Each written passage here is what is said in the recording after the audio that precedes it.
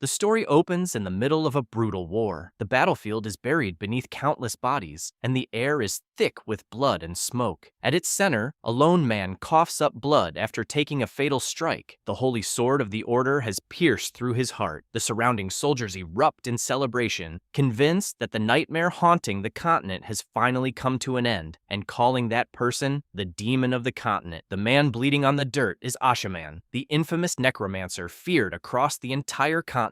For 10 relentless years, he had stood at the heart of a war that consumed everything, earning the title of the continent's greatest demon, even after preparing every defense he could imagine for this final battle. But ultimately, he failed. Looking at the stack of skulls beside him, Ashaman accepts that this is the first defeat he cannot escape. A single knight who brought him down is the commander of the Northern Knightly Order, Burkhal Rhineland. Burkhal said it's not the victory of his own. He tells the dying necromancer that countless people sacrificed their lives so this single strike could reach its target. He asks Ashaman to surrender for the sake of peace and for the ordinary people who have suffered through the endless war. With rage, Ashaman said the holy order of watching innocent people die when a deadly plague swept through the land. He told these so-called protectors were no better than wild beasts, and every knight standing before him was nothing more than a hypocrite hiding behind justice. A sickly green aura suddenly spreads from Ashaman's body, and he drags himself back onto his feet. The soldiers shocked as they saw their death. Even with a mortal wound through his heart, the necromancer still has enough power to call upon forbidden magic. One man in crowd says if we don't kill him, he will kill us all, but Burkhal told him just to stand down. He reminds the necromancer of the cost of the war. More than 20 million people had lost their lives, only to return as undead soldiers under Ashaman's command. This accusation doesn't bother him, cause he already knew that all. Instead, he mocks him and said your people back home were probably among those 20 million and that he is just trying to get revenge for that. The knight then confronts Ashaman. He explains why he has continued fighting until this very day. Looking directly into his enemy's eyes, his holy sword begins shining with brilliant light as he declares that every battle, every sacrifice, and every drop of blood spilled was for the future of the children who would inherit the world. Those words strike Ashaman. As he stares into Burkhal's eyes, he catches his own reflection. He no longer sees the legendary archmage or the feared demon of the continent. Instead, he sees the twisted monster he has become. Hidden beneath that reflection is the memory of another man entirely, the young knight he once was, filled with justice, conviction, and hope. The hatred keeping him alive disappears. His strength leaves his body, and he slowly collapses onto his knees, believing the war has finally reached its end. Burkhal raises his glowing sword for the finishing blow, but as he steps forward, his footing suddenly falters, drawing alarmed gasps from the surrounding knights. Ashaman immediately seizes the opening. He grips a second sword covered in dark, pulsing runes. He asks the Ashaman if he has any final words. Though his body is barely holding together, he just said that the necromancer doesn't die easily. With brutality, Burkhal unleashes final attack that chopped the necromancer head away from his body. A blinding flash swallows the entire battlefield, and when the light finally fades, the soldiers begin cheering, believing their enemy has at last been defeated. In his last time, Ashaman lies motionless on the ground. He hears the sharp crack of his own neck, and the voices celebrating victory grow fainter with every passing second. His vision blurs until only the silhouette of someone standing above him remains. Then darkness takes him completely. With that, the 10-year war that devastated the continent finally comes to an end, marking the death of the legendary necromancer known as the Demon of the Continent. In the next scene, a violent storm rages outside an enormous mansion. While inside, two maids excitedly notice that the young master's lips have begun to move for the first time. Ashaman slowly regains consciousness, confused by the warmth surrounding him, and unable to understand where he is and what in the world is happening. He has been reborn as a baby named Klins, with no memory of how he arrived in this new life. One of the maids shows him a portrait of a beautiful duchess, explaining that the woman in the painting is his mother. One of the maids encourages the baby to say, "Mama."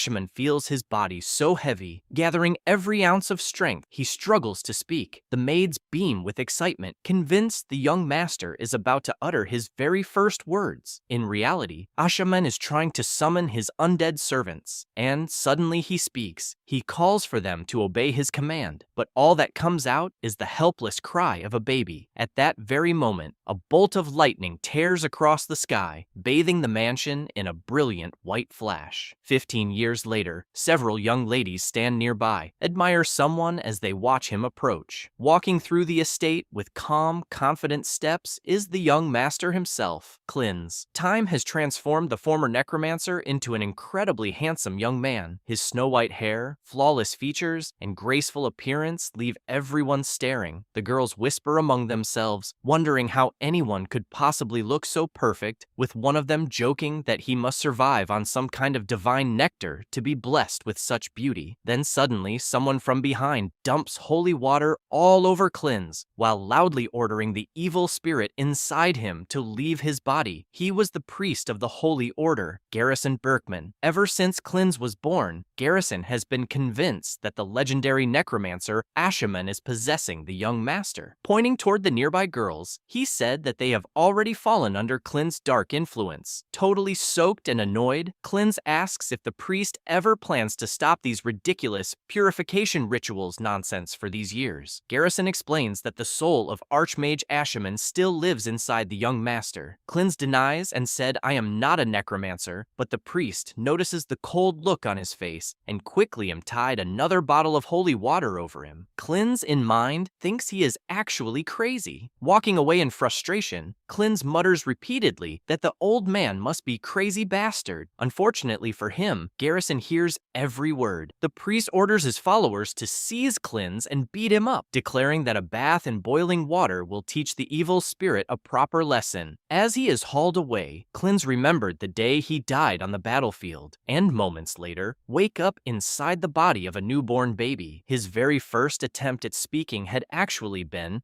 Ashaman's necromantic incantation, and from that moment onward, everyone believed a demon had been reborn and imprisoned him in a monastery as soon as he turned 3. It was during those first days that he met Garrison for the very first time. Even now, Cleanse clearly remembers the towering figure of the priest looking down at him. That meeting marked the beginning of 15 miserable years. He was forced through endless prayer sessions that lasted day and night, thrown into freezing baths mixed with garlic, and even tied to a cross during public purification ceremonies. Every so-called holy ritual became another excuse to torment him. Now, 5 years later, Cleanse sits through his own celebration. His personal maid, Aaron, prays, "May he live as the descendant of a hero." But Cleanse has long since grown tired of the constant religious lectures. While losing his patience, he stands up and throws his party hat across the room. Aaron looks heartbroken, explaining that the hat was made with great care by herself. Feeling guilty for upsetting her, Cleanse starts walking over to pick it up and apologize. That guilt disappears the moment Aaron reveals that Priest Garrison was actually the one who made it. Cleanse stops where he is, his expression instantly changed. Garrison suddenly appears behind him, calling out his name. The priest is deeply touched, believing Cleanse had worn the hat for an entire week without taking it off. With a smile, Cleanse picks up the hat and tears the whole hat into pieces. He declares that he would never wear something so worthless again. Garrison explodes with rage,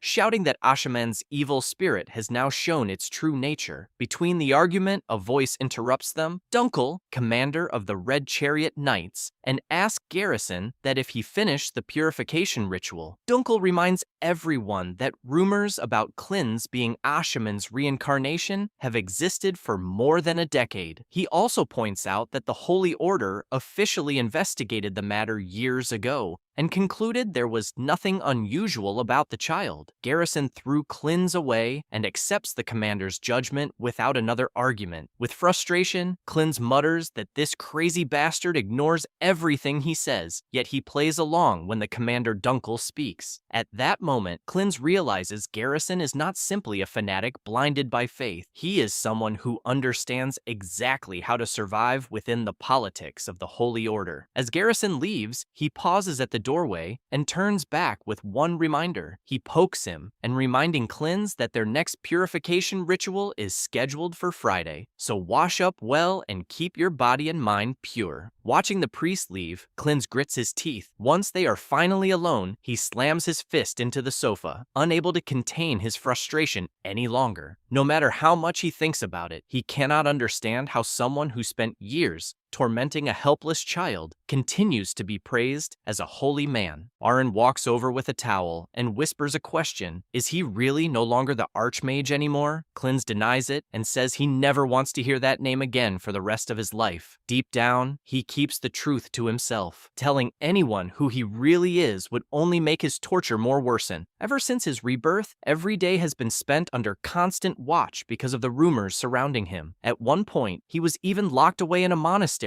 for 7 long years. There was no chance he would ever reveal his true identity. Seeking to leave the topic behind, Clins asks about the title of executor. The man behind Aaron explains that an executor is the strongest warrior in the entire Holy Order. Almost nobody can match an executor in battle. The only exception is the Duke of the Heinen family. Hearing that, Clins becomes genuinely interested. Since he now belongs to that bloodline, he asks which Duke was considered the strongest in the family's history. The man explains that while the current 7th Duke, Clins' father, is an exceptional swordsman, the first Duke still stands above every generation that followed. Clins finds that hard to believe. He assumed the family's strength had only grown over the centuries, but the man insists that no descendant has ever surpassed the founder. Noticing how interested the young master is, he simply smiles and continues the conversation. Aaron notices Clins staring at one particular portrait. 200 years have passed since the Heinen family was founded, yet no one could have imagined what had happened to the boy standing before them. Clins slowly looks across the portraits of his ancestors, 7th, 6th, 5th, 4th, 3rd, 2nd, until his eyes stop on the first Duke. The moment he sees the painting, he's shocked. Staring back at him is Berkel Heinen, the founder of the family and the greatest Duke in its history. At that instant, Clins understands the cruel joke fate has played on him. He was not simply reborn. He had become the direct descendant of the man responsible for his death. The memories come rushing back. He remembers the final battle, the wound through his heart, and the words spoken by Berkel before delivering the last blow. Berkel had fought for the future of the next generation, while Ashaman fell defeated onto the frozen battlefield. Even after 200 years, those final moments remain as clear as ever. Clins suddenly wakes up in his bed, breathing heavily after reliving the same nightmare once again. No matter how much time passes, the memories refuse to disappear. In his previous life, he had nearly brought the entire continent to ruin before being defeated by the Commander Knight. Now he finds himself living as the descendant of that very knight. Looking at his reflection and running a hand through his snow-white hair, he still struggles to believe that this young noble is the same man everyone once feared. His thoughts are interrupted by a familiar voice at the doorway. Priest Garrison smirks as he points out that the young master has been talking in his sleep again. He casually asks if those old memories have returned. Clins refuses and said he is simply exhausted. Before the conversation can continue, Aaron rushes into the room in a panic. She says she overheard everything and begins repeating the strange things. Destroy the continent. Kill them all, Clins was muttering in his sleep. Clins immediately tries to stop her before she says another word. They are interrupted by the head butler, who announces that the family sword exhibition is about to begin. After hearing about Clins' unusual behavior, Garrison calmly declares that the young master's purification sessions will now be doubled. Clins can only stand there in disbelief. On the way to the courtyard, Clins silently curses Garrison in his head, convinced the man has completely lost his mind. Hoping to distract himself, he asks the servants about the sword exhibition. The butler explains that the Duke personally requested Clins' presence, which surprises him since his father rarely calls for him. As they continue walking, Aaron politely requests to have his handkerchief. The head butler immediately scolds her for bothering the young master, but Clins steps in. Instead of letting her feel embarrassed, he hands her a biscuit, instantly brightening her mood. While looking across the estate, Clins wonders why his father suddenly wants him at today's gathering. The butler soon gives him the answer. Members of the family's secondary branches have arrived for the event. When he hears that, Klins already knows what is waiting for him. As expected, several relatives waste no time making sarcastic remarks. They deliberately compare him to the infamous necromancer Ashaman, mocking about rotted 7 years confined inside a monastery. Klins quietly sizes them up one by one. These are the relatives from the northern branch, who seem more interested in the banquet than the family gathering itself. His attention then shifts to a blonde girl from the western branch. The look in her eyes, he can tell she has no intention of making this visit a pleasant one.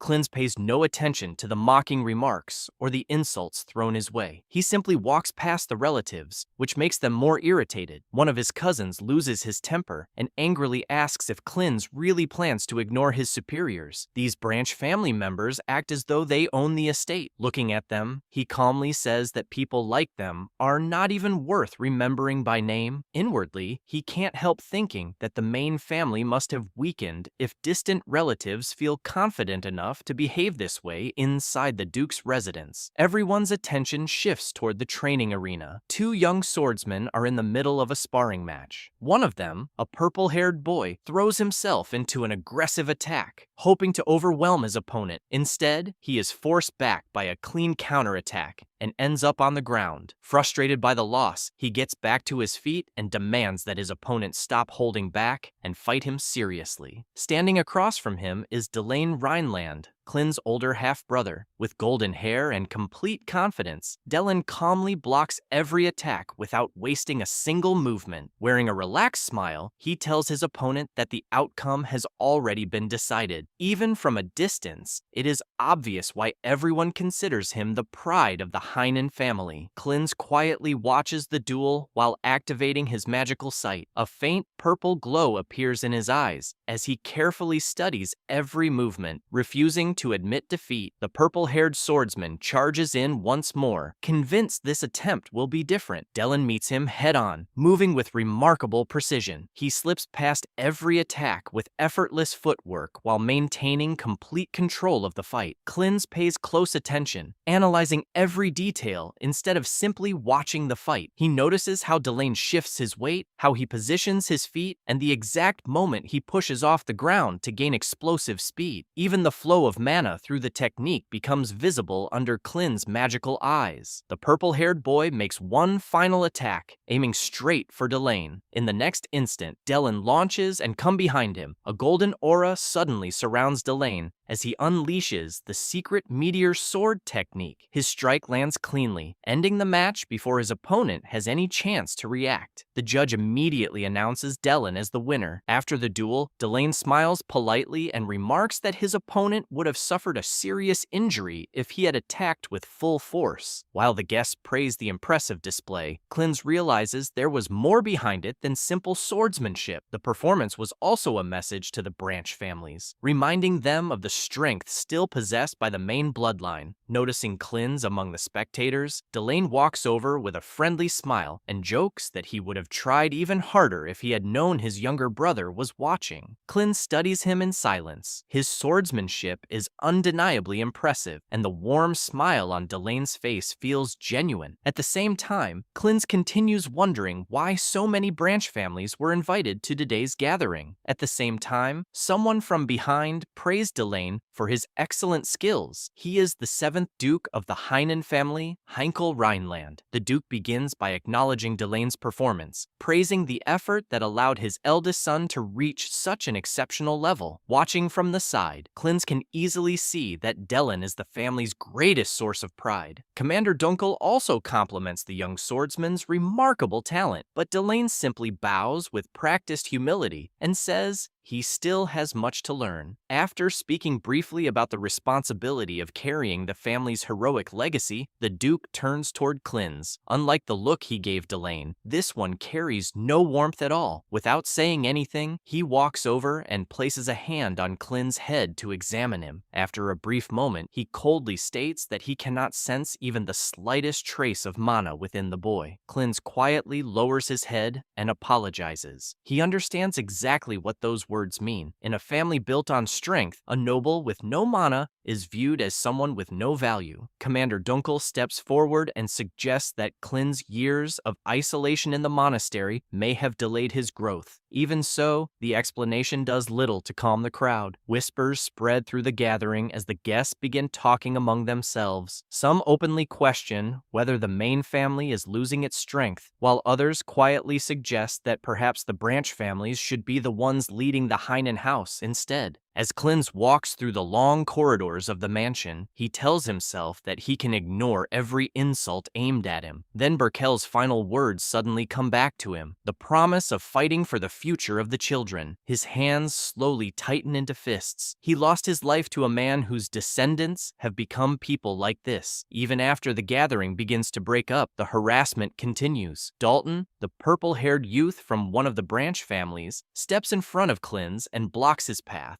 Smirking, he mocks the young heir for being unable to use a sword despite belonging to the main bloodline. He continues insulting him, calling him an embarrassment to the Heinen family. Klins said, "Is going around seducing girls behind the scenes at balls something the family should be proud of?" Dalton raises his fists in anger and asks, how did he know that? Klins explains him that paying them off would not keep it a secret. He just call him a naive and stupid. Unable to control himself any longer, Dalton charges forward. Before he can throw a punch, Klins quickly sweeps his legs out from under him. Dalton loses his balance and crashes face first onto the stone floor. Blood trickles from his nose as he stares at him. Klins simply tells him that if he cannot control his own frustration, he should stop taking it out on other people. Humiliated by the fall, Dalton shouts one final insult, calling Klins a motherless bastard. The moment those words leave his mouth, Klins slowly turns around. The look in his eyes changes totally, and for the first time, Dalton feels genuine fear. His body stiffens as a cold sweat runs down his face. Under that silent stare, he cannot bring himself to move another step. Before anything else can happen, Commander Dunkel arrives and immediately orders Dalton to stop causing trouble, making it clear that such behavior will not be tolerated. Dalton grits his teeth but lacks the courage to challenge the commander. As he leaves, he throws one last sarcastic remark, saying Klins is lucky to have someone protecting him and that he is nothing more than a coward. After watching the boy disappear, Dunkel simply shakes his head at the childish display. As Dalton leaves, Commander Dunkel assures Klins that everything is under control. After a brief silence, Klins looks at him and asks a simple question, if he has a spare sword. Later that night, the two make their way into a quiet forest outside the estate. Surrounded by thick mist, Dunkel hands the young master a steel sword before asking why he wanted a weapon so late at night. Klins gives no answer. Instead, he grips the sword and quietly takes up a stance identical to the one Delane used earlier that day, watching him from behind. Dunkel assumes the young master simply refuses to give up on becoming a swordsman. In the commander's eyes, it is an impossible dream. Without mana, no amount of effort can produce a true knight. Klins ignores everything around him and begins practicing. Closing his eyes, he recalls every movement from Delane's duel, the footwork, the timing of launch, the trajectory of the blade, and even the flow of mana. Every step of the family's technique replay perfectly in his mind. One swing follows another as he recreates the movements. As his body settles into the rhythm, a faint purple aura begins gathering around the blade, while the sword traces the exact path of Delane's technique. Feeling the sudden change in the air, Commander Dunkel immediately turns around. The sight before him leaves him frozen. The boy everyone believed had no talent is releasing an overwhelming amount of power. Before Dunkel can even react, a massive wave of purple energy bursts forward and races toward a huge boulder standing in the distance. Just before the technique is completed, a sharp pain shoots through Klin's eye, disrupting the flow of mana. The purple aura instantly collapses and disappears into the night. Even so, the attack has already reached its target. The enormous boulder is sliced cleanly in half. Commander Dunkel stands there without saying a word. Staring at the split boulder, he struggles to understand what he has just witnessed. The next morning, Klins finds himself with his head submerged inside a bucket of water, while Priest Garrison Garrison calmly keeps track of the time. After pulling him back up, the priest casually remarks that the young master can now hold his breath for well over a minute. Aaron says master is basically a fish. Klins, in frustration, asks why he keeps making him do such strange training. Dunkel only laughs before joking about Klins' aquarium training. Priest admits that he sensed an ominous energy coming from Klins' room the previous night, while Klins asks that he is being put through that torture because of a hunch. At the same time, Commander Dunkel arrives carrying a sealed letter. He explains that it was sent by Dalton. For a moment, Klins has to think about who that is before remembering the troublesome branch family member from the previous day. According to Dunkel, Dalton wishes to apologize and has invited him to a hunting competition. Klins almost laughs. After remembering Dalton's failed attempt to attack him, he has little reason to believe the invitation is sincere and thought that clearly he is looking some excuse to lure him out. By seeing the letter, it is clear that the hunting event is the perfect opportunity to lure him away from the safety of the estate. It looks far less like an apology and far more like a trap. When Dunkel asks whether he intends to accept, Klins calmly says yes. There is no reason to refuse. After yesterday's training, he now understands something important about his own ability. By carefully observing Delane's movements, he discovered that he can perfectly reproduce a technique after seeing it only once. That alone gives him confidence. Garrison prepares a carriage for the trip and insists on accompanying Klins himself. He asks what the young master is planning this time, but Klins simply reminds him about the strange power they witnessed the night before. Garrison admits that he got a bad feeling this time. As the carriage heads toward the hunting grounds, the road becomes rough and uneven. Every bump makes the ride worse for Erin, who soon turns pale from motion sickness. Eventually, she slumps against Garrison, barely able to sit upright. Sighing, the priest reminds her that he warned her not to come before handing her a pillow so she can rest. Looking out the window, Klins quietly comments that anyone unfamiliar with the western forest roads usually struggles with the journey. Garrison mistakes the remark as concern for Erin, but Klins immediately points out that the pillow is for Erin's comfort, not the priest's. The rest of the journey passes quietly. As Klins watches the endless forest outside, old memories begin returning. 200 years ago, this land looked totally different. The forests were buried beneath snow, and the battlefield was filled with the dead. Now the same land is covered with healthy trees and full of life. Looking at the peaceful scenery, Klins reluctantly admits that Berkel truly succeeded in creating the future he once spoke about. His thoughts end when Dunkel opens the carriage door and announces their arrival at the Conwell estate. Stepping outside, Klins looks up at the enormous mansion. Even compared to the Duke's residence, this estate is remarkably luxurious. He quietly wonders why so much wealth would be spent on what is supposed to be nothing more than a mere children's hunting competition. Before he can look around any further, Dalton calls out to him from across the courtyard. Surrounded by several hunting dogs, Dalton walks over with his usual mocking attitude and asks what Klins is staring at. He proudly claims that the mansion was built using wealth taken from the Heinen family before laughing at his own joke. Klins pays more attention to the hunting dogs than Dalton's insults. The animals are unusually thin, and several of them growl while saliva drips from their mouths. Sensing something odd, Klins asks when the competition is actually going to begin. Dalton simply tells him that the competition is started and suddenly releases the hungry dogs into the forest. He explains that bait has already been scattered throughout the mountain to attract wild animals. According to Dalton, a starving hunting dog can track prey far better than any human. As the dogs disappear into the woods, he calmly raises his bow and prepares for the attack. One of the starving hunting dogs charges toward the bait. The moment it reaches its target, Dalton calmly releases an arrow, killing the animal for nothing more than his own amusement. As the wounded dog cries out in pain, Dalton watches with a satisfied smile, treating the entire scene like entertainment. Erin can no longer stay silent. Upset by what she has just witnessed, she steps forward to confront him. Looking down at the young maid, Dalton mocks her for always following Klins around and asks what use of brat someone like her could possibly have. Before Dalton can pull her any closer, another hand locks firmly around his wrist. Klins' grip is so strong strong that Dalton immediately winces. Looking him straight in the eye, Clins calmly warns him to let go of Aaron before he breaks his arm. With frustration, Dalton told, "Don't be so tough." Unable to gain the upper hand, Dalton quickly jumps onto his horse and challenges Clins to follow him deeper into the hunting grounds. Without hesitation, Clins mounts his own horse. Before leaving, he tells Commander Dunkel to stay behind and protect Aaron. Dunkel, however, stops him for a moment, but suddenly Clins shows him a special magic scroll tucked into his belt. He explains that the scroll can be activated simply by tearing it apart, allowing him to receive the signal even without using mana. If anything goes wrong, he will come immediately. He told Dunkel that this priest is too suspicious that he followed Clins all the way here, and if he suddenly disappears, consider it a sign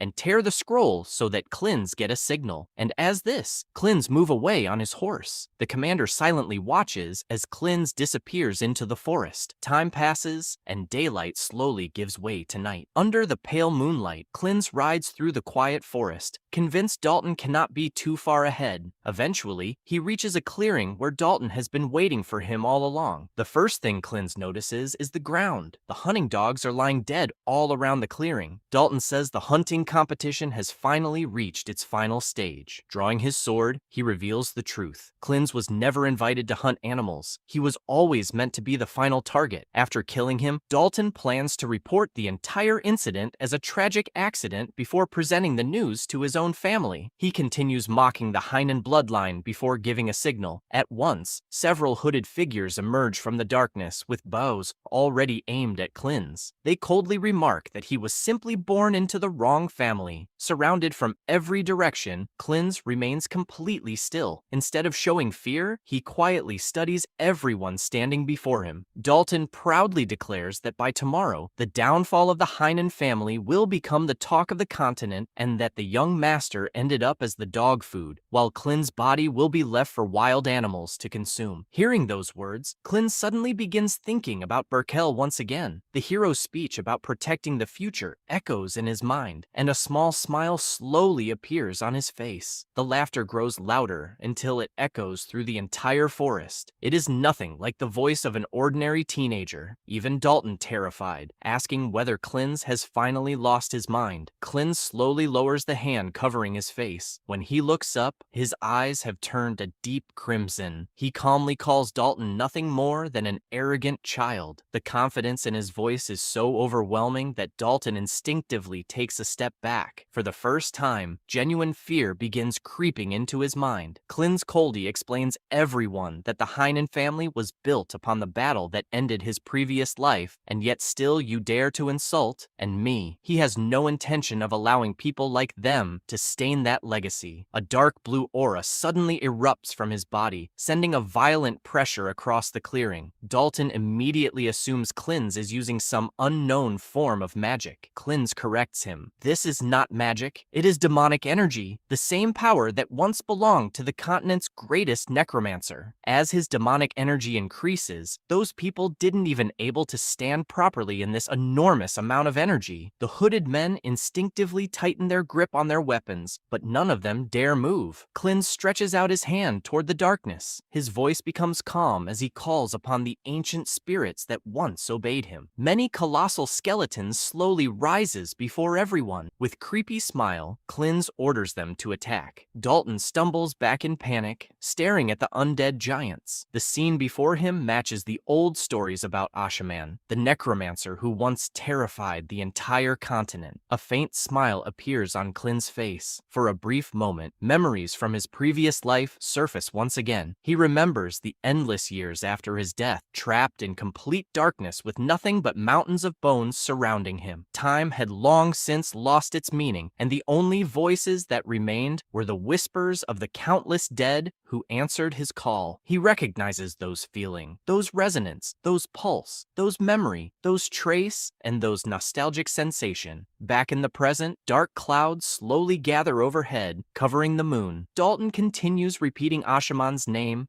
as if refusing to accept what he is seeing. Klins coldly stated, "That was the name the world once feared." The mercenaries hesitate at first, wondering whether the legends about the Demon King were actually true. They watch as the giant skeleton stands silently with glowing red eyes fixed on them. Before long, however, they force themselves to laugh. Several men claim they have destroyed countless skeletons before, while another jokes that he acted so tough just to summon these low-level trash. Dalton mocks him, "These are nothing as compared to those I used to kill before. Everyone took one bone as a souvenir when we are done." At the command, many hooded man steps forward carrying a massive crossbow aiming straight to the army of undeads and Demon King. At the command to fire, arrows and bolts fill the air, racing straight toward Klins and his army. Klins does not move. Just before the arrows reach him, every projectile suddenly comes to a complete stop in midair, as though an invisible wall is blocking their path. Dalton cheers, convinced the attack has succeeded. The next moment, the dust settles. Klins is still standing exactly where he was. Large spectral shields have appeared in front of the skeletons, stopping every arrow before it can reach its target. The undead remain perfectly still behind their shields. Klins calmly explains that ordinary skeletons may be weak, but the undead under his command are nothing like the ones they have faced before. 200 years have passed, and during that time, the world has forgotten what his army was truly capable of. Seeing fear spread through the enemy ranks, Klins gives his first order. First defensive formation, disengage. All units prepare to attack. Charge! The giant skeletons immediately charge across the clearing with astonishing speed. Their movements are so fast that the mercenaries barely have time to react. Panic spreads through the group as they struggle to understand how creatures made of bone can move with such precision. Dalton desperately shouts for everyone to hold the line, but his orders disappear beneath the sounds of battle. One mercenary direct got an attack straight into his heart. From that moment, the fight turns completely one-sided as the undead push through the enemy formation, cutting many of them into half. Watching everything fall apart, Dalton can only stand there in shock. The hunting trip he planned has become a battlefield entirely under Klins' control. Without wasting any time, Klins gives another command. He orders his second unit to eliminate anyone trying to escape. High among the surrounding trees, skeletal archers take their positions. Their empty eye sockets lock onto the remaining mercenaries before a single command of kilns sends countless arrows raining down from above. The surviving men have no chance to recover. Arrows strike them one after another, dropping them where they stand. Those who try to run are quickly pinned down before they can escape the clearing. Even the mercenary leader struggles to keep fighting. He barely manages to block a skeleton's heavy attack. He realizes no ordinary necromancer should be capable of controlling an army with this level of coordination. If the battle continues, every one of them will die. Dalton desperately shouts for his men to regroup and switch to close combat, but his voice is swallowed by the chaos around him. Then, a skeleton appears behind him, with its sword already raised. Reacting on instinct, Dalton spins around and swings with all his strength, cleanly cutting off the skeleton's skull. For a brief moment, relief appears on his face. He believes he has finally discovered the weakness of the undead. The skeleton doesn't collapse after losing its head. Instead, it keeps moving as though nothing happened, forcing Dalton to jump back in panic as another sword swing comes straight at him. He can only stare in frustration. A skeleton without a skull should be nothing more than a pile of bones, yet this one continues fighting without slowing down.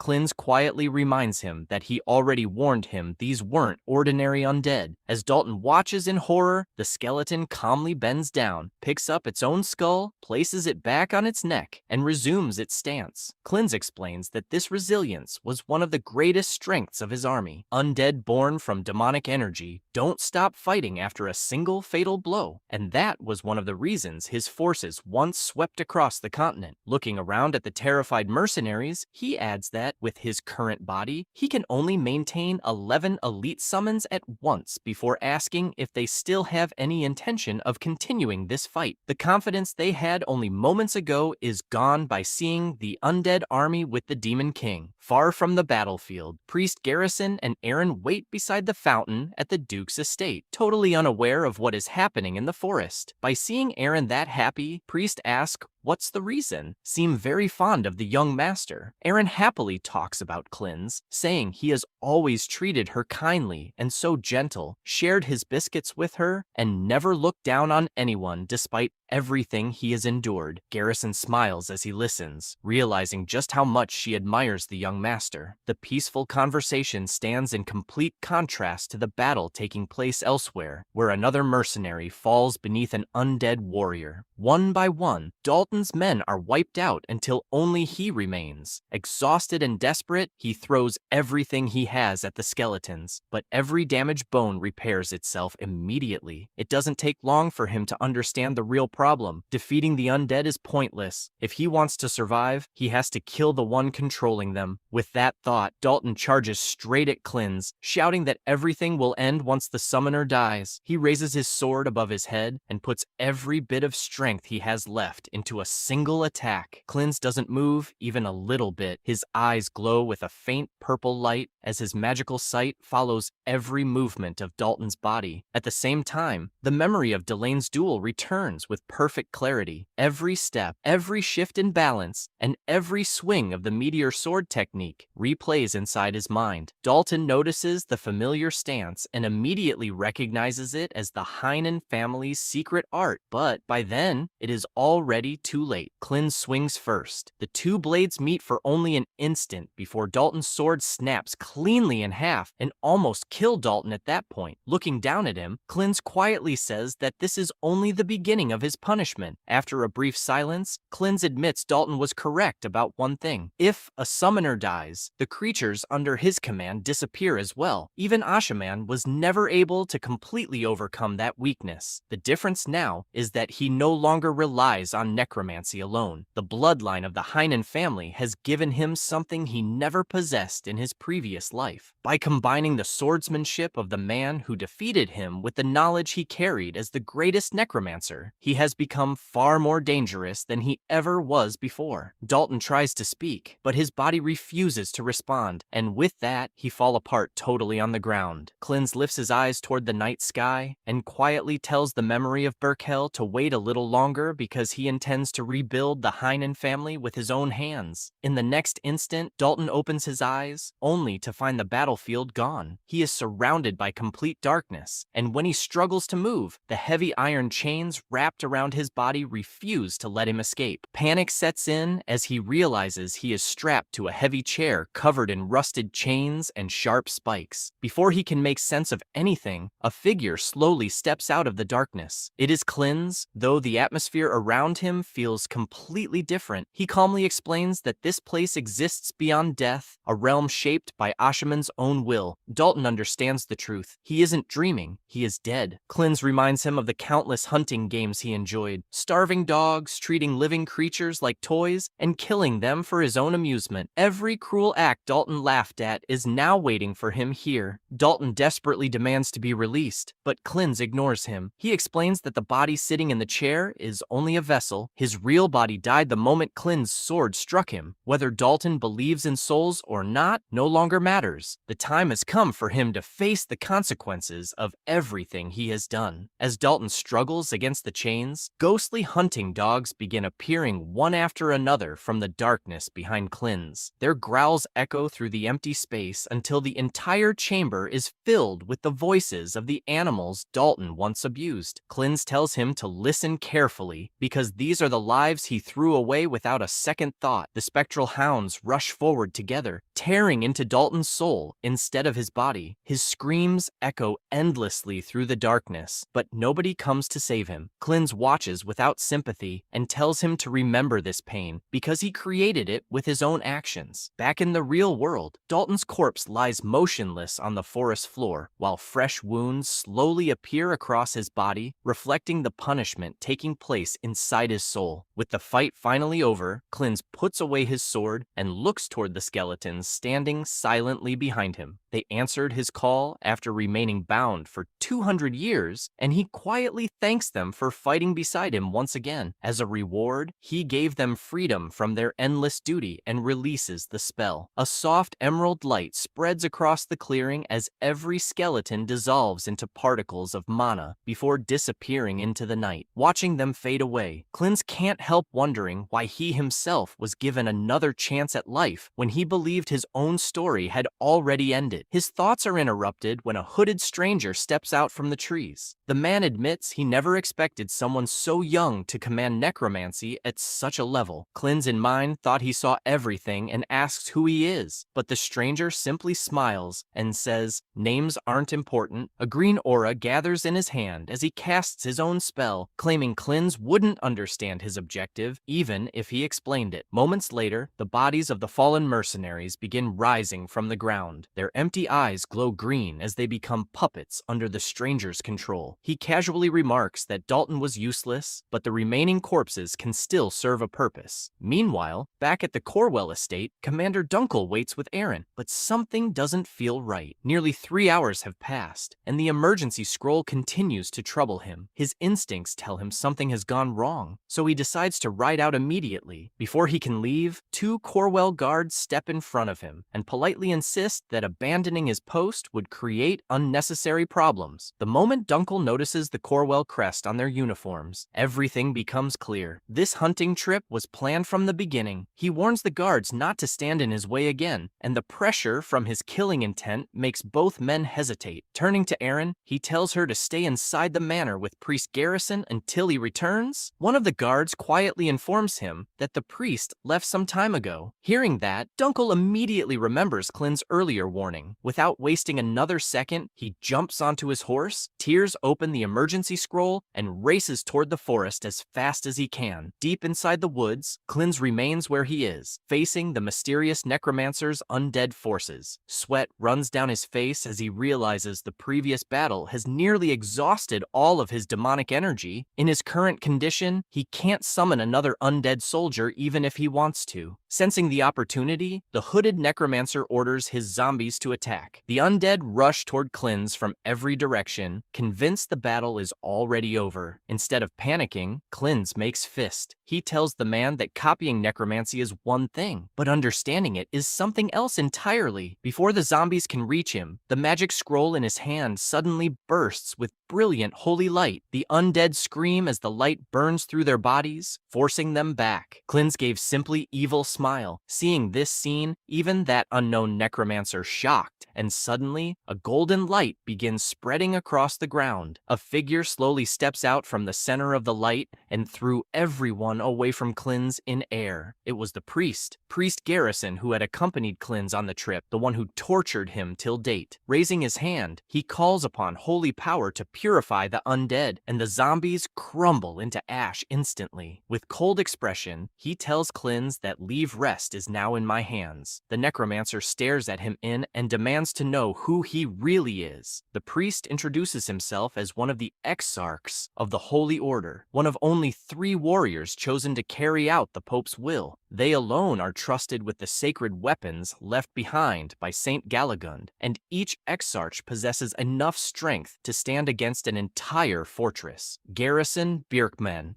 As his holy aura spreads through the clearing, the darkness surrounding the necromancer begins to collapse under its pressure. Clins watches silently as the priest he thought was ordinary reveals his true identity. The exarch steps in front of him, promising that no evil will reach the young master while he is present. Desperate to turn the battle around, the hooded necromancer orders every remaining zombie to attack at once. The exarch calmly opens his sacred tome and releases another wave of holy power. Flames of divine light engulf the undead, reducing them to ash before they can take another step. He calls on the corrupted souls to offer their final prayers, then slams his foot into the ground. A massive shockwave of golden energy tears across the battlefield, breaking the earth itself and blasting the remaining undead away in a single strike. Declaring this to be his final act of mercy, he wipes out the last of the necromancer's army. The hooded man is thrown backward by the force of of the attack, barely managing to stay on his feet. Looking at the exarch with disbelief, he realizes his carefully prepared plan has completely fallen apart. Of all the people who could have appeared in this remote forest, one of the Holy Order's greatest warriors was the last person he expected to face. Unable to hide his frustration, he curses under his breath, refusing to accept the overwhelming holy power standing before him. Calling it nothing more than a false miracle, he turns and runs, hoping to escape while he still can. In his panic, the mask covering his face slips off and lands on the forest floor, revealing his identity for the first time. He barely takes a few more steps before the exarch appears directly in front of him. The priest calmly asks where he thinks he's going, but the simple question alone carries enough pressure to freeze the necromancer in place. His breathing becomes ragged as the exarch's presence crushes his spirit. The priest quietly tells him that the prayer is not over yet and that he should accept the judgment of the Holy Order. A single strike follows, and the necromancer is purified on the spot, leaving behind nothing but a pile of gray ash. Watching everything from nearby, Klins notices one of the man's eyes roll across the ground before stopping near his feet. As he bends down to pick it up, he can't help admiring the exarch's strength. The priest had erased more than 20 undead and their master almost effortlessly, displaying a level of power that even the former archmage finds impressive. Before Klins can examine the strange eye any further, a blood-stained hand lands firmly on his shoulder. The exarch studies him in silence before admitting something doesn't make sense. He explains that he came here after sensing a powerful surge of necromancy, yet the aura he detected doesn't seem to belong to the young heir standing in front of him. His grip tightens slightly as he continues observing Klins, making it clear that he isn't fully convinced. Klins immediately understands the danger of the situation. One careless answer is all it would take for the exarch to treat him as another enemy. The tense silence is finally interrupted by the sound of galloping hooves. Commander Dunkel rushes into the clearing and calls out Klins' name. The moment Klins sees him, the strength holding him upright finally gives out. His body has reached its limit after forcing himself to use necromancy again. Before he can collapse, Dunkel jumps from his horse and catches him. Worried, the commander asks what happened, and Klins quietly replies that he simply exhausted all of his strength. When asked about Dalton, he calmly confirms that Dalton died during the fight. Not far away, a white flower stained with drops of blood sways gently in the night breeze. The story then returns to the Heinen estate, where Dalton's death has thrown everyone into chaos. Count Delkin Corwell slams both hands onto the table, refusing to believe his son would ever attempt to murder the heir of the main family. An investigator immediately presents evidence showing that more than 20 Corwell mercenaries were found at the scene. The Count briefly loses his composure, but quickly changes his argument. He insists none of it makes sense because Dalton was a trained swordsman, while Klins was widely known to have no mana or combat ability. Desperate to protect his family's name, he shifts the blame onto Klins instead, even dragging the rumors surrounding the boy's late mother into the discussion. According to him, Klins secretly hired someone to kill Dalton before framing the Corwell family for the crime. The argument comes to an abrupt stop when a firm voice tells the Count to watch his words. Klins walks into the room himself, looking far calmer than anyone expected. He states that Dalton attacked him first and that everything he did was an act of self-defense. He also reveals that the priest dealt with the real threat, the mysterious necromancer who appeared during the battle. The Count immediately calls him a liar, but Klins meets his eyes without backing down. With a faint smile, he asks whether everyone has already decided that he is Ashaman simply because the rumors refuse to disappear. The room falls silent as Klins repeats the promise he made after Dalton's death. He will rebuild the Heinen family himself, and anyone who stands in the way will be removed. Before anyone can respond, a knock echoes through the hall. A blonde woman enters, and the atmosphere changes the moment she steps inside. Klins recognizes her as the knight who attended the earlier sword exhibition. When one of the nobles questions why she is present, the investigator explains that Dalton frequently carried out missions for her order, making her an important witness in the investigation. The commander of the Blue Spear Holy Knights fixes Klins with a long, piercing stare, and even he realizes this is someone he cannot afford to underestimate. The commander asked for a few minutes alone with Cleanse. Although the investigator looked reluctant, he eventually agreed and reminded them not to take too long. Cleanse quietly followed her into a private study, already expecting questions. A person like her wouldn't ask for a private conversation unless she wanted to confirm something important. Whether she came to test him or simply satisfy her own curiosity didn't matter. If the opportunity presented itself, he intended to make use of House Faravan in the future. As soon as the door closed, she turned toward him, stepped closer, and suddenly pinned him against the wall. Before he could ask what she was doing, she calmly said she wanted to examine him herself. She was the eldest daughter of House Faravan, one of the continent's 3 greatest families. Cleanse knew exactly who she was. Stories of her battlefield feats had spread across the kingdom long ago. She had wiped out entire armies of powerful monsters with nothing but her spear and had earned the respect of countless knights. Even standing a few steps away, the pressure she carried was impossible to ignore. When Cleanse tried to keep his distance, she dismissed the idea that they were family. Their bloodlines might have crossed somewhere in the past, but that meant nothing to her. She grabbed his wrist, lifted his hand, and studied it carefully. Her fingers traced across his palm before she gave her conclusion. These were not the hands of someone who trained with a sword every day. They were smooth, without the rough skin or scars every swordsman naturally developed. She looked him straight in the eye and asked the question she had clearly planned from the beginning. If he wasn't a swordsman, then how had he defeated Dalton and so many armed men? Cleanse pulled his hand back and took a step away, realizing she wasn't interested in catching him in a lie. She was watching every reaction, every pause, every change in his expression. Answering carelessly would only make things worse. Instead, he smiled and threw the question back at her. What if he really was Ashaman? What would she do then? Instead of becoming serious, she burst into laughter. After looking him over from head to toe, she shook her head and said the legendary Demon King could never look like a tiny kid such as him. The answer caught him completely off guard. Out of everything he expected to hear, being called a pipsqueak wasn't one of them. For a moment, he simply stared at her, wondering if he had heard correctly. He asked if she wanted to rethink that statement, but she only repeated it with the same amused smile. The former archmage, feared across the continent in his previous life, had just been dismissed because of his height. He knew she wasn't technically wrong, yet it still irritated him far more than he wanted to admit. Still wearing that playful smile, she offered him a strange deal. If he could defeat a knight without relying on swordsmanship or necromancy, she would give him a kiss. Cleanse couldn't tell whether she was joking, testing him again, or trying to provoke him into revealing something. Before he could figure it out, she ended the conversation herself, saying it was time to return. As she walked toward the door, she glanced back once and remarked that the real Ashaman would never have handled the situation the way he had. When they returned to the meeting hall, everyone immediately looked their way, curious about what had been discussed behind closed doors. The investigator asked what happened, but Cleanse ignored the question. He walked across the room, picked up a sword resting nearby, and drove its tip into the floor hard enough for the sound to silence the entire hall. Then he turned toward Count Cornwell and challenged him directly. If the Count believed every accusation he had made, then there was a simple way to settle the matter. They would decide everything through trial by combat, the old northern tradition where the winner was judged innocent and the loser carried the blame. The room fell silent. Even the Count didn't expect the boy to suggest something so extreme. After a brief pause, however, a smile spread across his face. This was exactly the chance he wanted. He accepted the duel, announced that he would choose a champion to fight for him, and openly declared that Cleanse would die in the arena. Cleanse didn't argue. He simply accepted the challenge and answered that the Cornwell family would be the one regretting that decision. The duel was set to take place 4 days later. While everyone else focused on the coming fight, Cleanse had already moved on. This battle wasn't his final goal. It was only the first step toward removing every obstacle standing in the way of rebuilding the Heinen family. Meanwhile, elsewhere inside the mansion, Dylan was furious after hearing about the duel. He couldn't understand why Cleanse would agree to something so dangerous and asked if he had any idea what kind of situation he had put himself into. Cleanse had already heard enough warnings and simply told him that he knew the risks. Dylan then explained that their father had already accepted the duel, but that didn't mean Cleanse had to fight it fight it himself. He offered to become the champion in his place. However, Cleanse refused. Dellen argued that as the future head of the Northern family, it was his duty to protect his younger brother. His voice changed when he remembered the first time he saw Cleanse after he was born. To him, the baby looked pure and innocent, like an angel. He had waited for years, hoping Cleanse would return after being sent away to the monastery. Unable to hold back his feelings, Dellen grabbed his brother and begged him to reconsider, not wanting to see him walk toward a battle he might not return from. Their conversation was interrupted when a guard arrived with news about Count Cornwell's chosen fighter. The Count had already selected his champion for the duel. Cleanse moved away from Dellen and asked for the opponent's identity. The answer was Randall, a former Imperial Knight whose name was feared by many. Randall had once belonged to the Knight Order, but his violent behavior became impossible to control. His desire for battle and killing eventually led to his exile. Now he lived as a warrior who only cared about fighting. In a rundown tavern filled with broken furniture and unconscious bodies, Randall sat alone, drinking from a large container, while waiting for the chance to hear another opponent scream in fear. After hearing about Randall, Cleanse understood what kind of person he would face. He didn't panic, but he knew this was not an opponent he could treat lightly. Soon, a man arrived carrying the sword Cleanse had requested. The weapon was wrapped in cloth, and when he handed it over, he warned that it had been made exactly according to Cleanse's instructions. However, the sword had one weakness. If it clashed against a blade filled with mana, it would break without lasting even a single exchange. Cleanse looked over the weapon carefully and accepted that condition without concern. For him, the sword was only a tool. What mattered was how he used it. The news of the duel spread throughout the arena, and the place became crowded with nobles, knights, and spectators waiting to see the match. Everyone wanted to see what would happen when the powerless heir stepped onto the battlefield against a former Imperial Knight. In the VIP area, one noble looked toward Duke Heinen and commented on how unusual it was to see him personally attend the duel. He then questioned whether allowing Cleanse to fight was really the right choice. Randall was an Imperial Knight, while Cleanse was still known as someone without mana. The noble suggested sending Dellen instead, but the Duke remained silent. He showed no hesitation, as if he had already accepted whatever outcome awaited. Cleanse entered the arena and looked around, wondering where his opponent was. Before long, a large shadow covered the ground in front of him. Randall walked forward, his massive body making him stand out among everyone present. He placed his hand on Cleanse's head and looked down at him with a mocking smile. He asked if this was really Lord Cleanse, then laughed after seeing how young and small he was. Randall looked at his thin arms and wondered what kind of expression he would make when his body failed him. Cleanse reacted by stepping back. The movement was so quick that the audience noticed it right away. Many people began questioning why he moved away before the duel had even started. The noble watching from above used the moment to mock Duke Heinen again, asking if Cleanse was truly capable of fighting someone like Randall when he was already avoiding him. Randall also misunderstood the reaction and believed the young heir had become afraid of him. But Cleanse wasn't thinking about Randall's strength. His body had reacted because the hand on his shoulder reminded him of Priest Garrison. The memory of that annoying man grabbing him before had irritated him so much that he moved without thinking. Even after all this time, that priest was still causing problems for him. From the stands, Captain Leah Wren continued watching Cleanse carefully. A guard approached her and warned that Lady Helion would not be happy if she stayed there. He suggested leaving before causing trouble, but Leah ignored the concern and said Helion was not her mother, so she had no reason to obey her. Her attention remained on Cleanse. She had another reason for watching the duel. If he managed to defeat Randall, she had already decided what reward she would give him. Still, there was something else she wanted to confirm. Back in the arena, Cleanse realized that his reaction had drawn too much attention. Feeling slightly embarrassed, he tried to explain himself and straightened his posture. He calmly told Randall that he had been dealing with a stiff neck recently. Then he looked at him with irritation and warned him not to touch his shoulder again. Instead of becoming angry, Randall slowly smiled. He told Cleanse that the more arrogant he acted now, the more satisfying it would be to hear him beg later. Without giving Cleanse any more time, Randall moved forward and threw a powerful punch aimed directly at him. Randall's fist moved with enough strength to crush an ordinary person's body, but Cleanse did not attempt to block it. Just before the attack reached him, he calmly removed his coat and moved away. Randall's fist struck the ground where Cleanse had been standing, creating a heavy impact that cracked the arena floor and sent dust across the battlefield. When the the dust settled, Randall looked down and realized he was only holding Clin's coat. The boy had already escaped from the attack range and was now standing on the other side of the arena with a short sword in his hand. The audience began whispering among themselves. They had seen Randall's strength destroy the ground with a single punch, yet Clin's had avoided it without taking any damage. Wondering how someone with such a small body could possibly face a warrior like Randall. Clin's, however, was not focused on the reactions around him. He was analyzing the opponent in front of him. A direct clash would not benefit him. Randall's body was far stronger, and taking even one clean hit could decide the entire fight. He had already expected this kind of situation before entering the arena. While the spectators continued discussing the difference between the two fighters, Clin's remembered Dellen's offer to fight in his place. He had refused because allowing someone else to take his position would only give their enemies another excuse to target the Rhineland family. This duel was connected to his own honor, and he could not avoid it. Before those thoughts could settle, Randall attacked again. The massive knight rushed forward and closed the distance quickly. Clin's drew his sword and tried to counter, but Randall stopped the blade with his bare hand. The strength behind that simple movement forced Clin's backward. Randall did not give him any chance to recover. He continued attacking one strike after another, using his overwhelming physical power to push Clin's back, while Randall continued mocking him. Is dodging all you can do? Clin's kept defending himself, but he was carefully watching every movement. He understood that Randall's strength was his greatest advantage, but it also made his attacks easier to predict. Randall continued provoking him, asking why he was not using necromancy if he truly was the legendary archmage. But when he looked closely at Clin's expression, he noticed something strange. Clin's was smiling. It was not the smile of someone enjoying the fight. It was the expression of someone becoming increasingly irritated. Inside his mind, Clin's was growing tired of holding himself back. He wondered if he should simply reveal his true power and end the battle. Using necromancy would make this fight meaningless, but it would also solve the problem instantly. That thought alone caused a change in the atmosphere. Randall stopped for a moment. He did not see anything in front of him, but his instincts warned him to move away. His body reacted before his mind could understand why. A strange feeling of danger came from Clin's, something that could not be explained by normal swordsmanship or mana. The same man who had been confidently attacking moments ago suddenly felt uneasy. The people watching noticed the change as well. They questioned why Randall had stepped back and wondered if he had started taking the fight seriously. But Randall knew the truth. Something about Clin's was wrong. The boy had not released any visible power, yet the feeling coming from him was enough to make even a veteran knight hesitate. At that point, Clin's looked around the arena and made his decision. He would not use necromancy. He was standing here as a member of the Rhineland family, and this duel would be decided through the sword alone. I won't use necromancy. His words spread across the arena, surprising everyone who heard them. Clin's continued, explaining that this was a trial by combat where he had to prove himself with the sword. As a Rhineland, he would not rely on another power to win. The declaration changed the atmosphere completely. The people who had doubted him began looking at him differently, and the support from the crowd slowly started growing. However, Randall had no intention of letting that continue. He poured more mana into his sword. Randall believed the outcome was already decided. Clin's was still just a boy without mana, someone who had no chance against an Imperial knight. The reason Imperial swordsmanship was feared throughout the Empire was not because of complicated techniques, but because of its brutal approach. Imperial knights pushed their bodies and mana to the limit, combining every sense, every muscle movement, and every bit of strength into a single, decisive strike. Randall followed that principle. He gathered all his power into his sword and charged forward, putting everything into one strike meant to finish the duel. But Clin's did not panic. He watched Randall's movements carefully and moved out of the attack's path. To everyone watching, it looked like an ordinary dodge, but Clin's was seeing something completely different. His eyes were already analyzing everything about Randall, the way he moved his body, the amount of mana inside him, the path of his sword sword and the timing of his attack. After witnessing it once, the technique that looked impossible to others became simple in Clin's eyes. Compared to the battles he had experienced in his previous life, Randall's movements were easy to predict. To him, the attack was nothing more than an annoying insect flying in a straight line. Those words only angered Randall further. He refused to believe that a manaless child could see through his swordsmanship. Gathering even more power than before, he launched another strike with almost twice the force of the previous one. The attack crashed down with enough strength to tear apart the arena floor, sending dust and debris across the battlefield. For a while, the entire arena disappeared behind the cloud of dust. The spectators struggled to see what had happened, while Randall stared into the smoke, trying to understand the situation. His expression changed when he realized something. Clin's had not blocked his attack. He had avoided it again by reading the exact path of his sword. Before Randall could react, a figure appeared behind him through the dust. Clin's had already moved into his blind spot. Looking at Randall's huge frame, he calmly pointed out that someone with such a large body naturally had a weakness. His back was completely exposed. Clin's counterattack was simple but precise. There was no wasted movement, no unnecessary strength. Every part of the strike was perfectly timed. The warriors watching from the arena seats could hardly believe what they had seen. Even experienced swordsmen understood how difficult such control required. Randall, however, could not accept what was happening. A person without mana should never have been able to move like this. He had fought countless opponents before, but this boy's swordsmanship made no sense. There was no power behind it, like an Imperial Knight's technique, yet every movement was placed exactly where it needed to be. Nearby, one of the soldiers watching beside Leah Ren looked at her in disbelief, asking if she had seen the same thing, but Leah remained focused on Clin's. The battle unfolding before her was proving that the young heir was far different from the rumors surrounding him. She watched quietly, trying to understand the true identity of the boy standing in the arena.